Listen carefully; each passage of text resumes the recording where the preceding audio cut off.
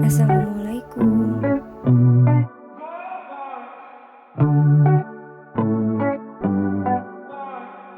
Assalamualaikum warahmatullahi wabarakatuh. Nama saya Siti Rika Rifkiati dari Fakultas Ekonomi dan Bisnis Universitas Muhammadiyah Tangerang.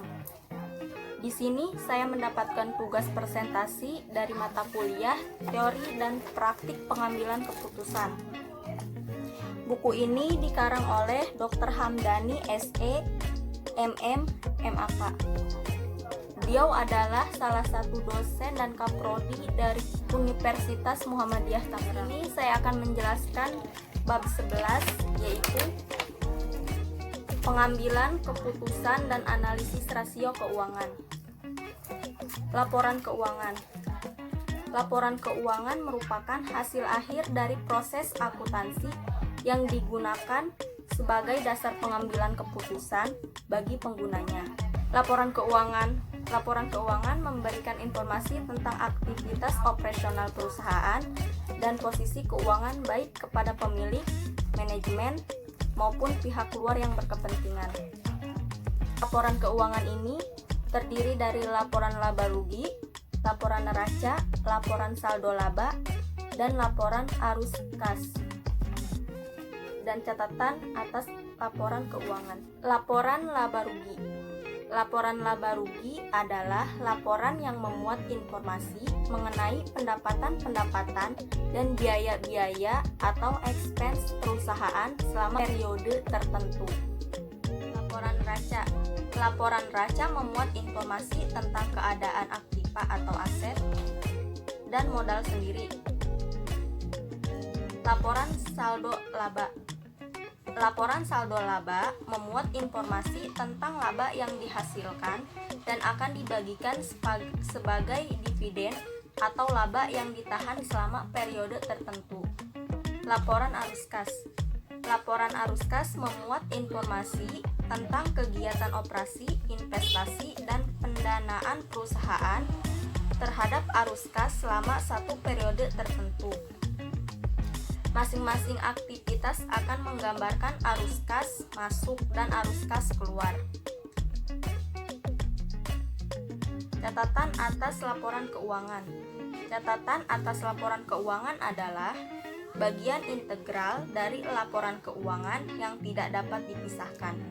Catatan atas laporan keuangan sebagai informasi tambahan yang disajikan dalam laporan keuangan dan informasi pos-pos yang tidak memenuhi kriteria pengakuan dalam laporan keuangan. Yang kedua, analisis rasio keuangan. Rasio keuangan adalah perbandingan unsur-unsur dari laporan keuangan. Pihak-pihak yang berkepentingan dengan analisis laporan keuangan adalah manajer, analisis kredit, dan analisis sekuritas. Dengan menganalisis laporan keuangan yang menggunakan alat-alat ukur melalui rasio keuangan, maka seorang manajer dapat mengambil keputusan mengenai keuangan perusahaan untuk masa yang akan datang. Ini ada beberapa cara dalam menganalisis rasio keuangan, di antaranya analisis horizontal. Analisis horizontal yaitu membandingkan rasio-rasio keuangan perusahaan dari tahun yang lalu dengan tujuan untuk melihat tren dari rasio-rasio perusahaan selama kurun waktu tertentu. Yang kedua, analisis vertikal, yaitu membandingkan data rasio keuangan perusahaan dengan rasio semacam dari perusahaan lain yang sejenis atau industri untuk waktu yang sama. Yang ketiga, kombinasi dari analisis horizontal dan vertikal, yaitu dengan menggabungkan atau kombinasi dari kedua analisis tersebut. Agar laporan keuangan yang disajikan memiliki arti mendalam, maka perlu dianalisis. Alat analisis dapat berupa rasio-rasio keuangan.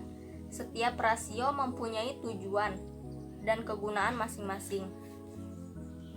Selanjutnya, setiap rasio diukur dan diinterpretasikan sehingga dapat digunakan sebagai dasar dalam pengambilan keputusan. Di sini ada 4 rasio keuangan, yaitu rasio likuiditas, rasio solvabilitas, rasio aktivitas, dan rasio profitabilitas. Rasio likuiditas adalah rasio yang menggambarkan hubungan kas perusahaan dan aktiva lancar lainnya terhadap utang lancar. Rasio ini juga disebut dengan rasio modal kerja lancar yang digunakan untuk mengukur likuiditas perusahaan dengan cara membandingkan seluruh komponen yang ada di aktiva lancar dengan komponen utang jangka pendek, atau rasio yang menunjukkan kemampuan perusahaan dalam membiayai dan memenuhi kewajiban atau utang pada saat ditagih. Yang kedua, rasio solvabilitas. Rasio solvabilitas digunakan untuk mengukur sejauh mana aktiva perusahaan dibiayai dengan utang. Yang ketiga, rasio aktivitas.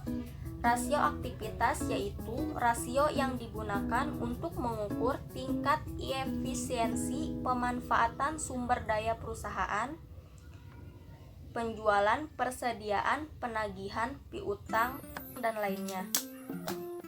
Melalui pengukuran rasio ini akan terlihat apakah perusahaan lebih efisien atau justru kurang efisien. Yang keempat yaitu rasio profitabilitas.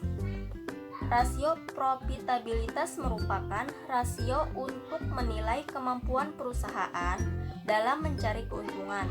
Rasio ini akan terlihat apakah perusahaan lebih efisien atau justru kurang efisien. Dari materi ini dapat disimpulkan, rasio keuangan dapat digunakan oleh manajer dalam mengambil sebuah keputusan. Melalui data rasio keuangan, manajer dapat memprediksikan kemajuan dan perkembangan perusahaan di masa sekarang dan masa yang akan datang. Demikian presentasi dari saya, kurang lebihnya mohon maaf. Wassalamualaikum warahmatullahi wabarakatuh.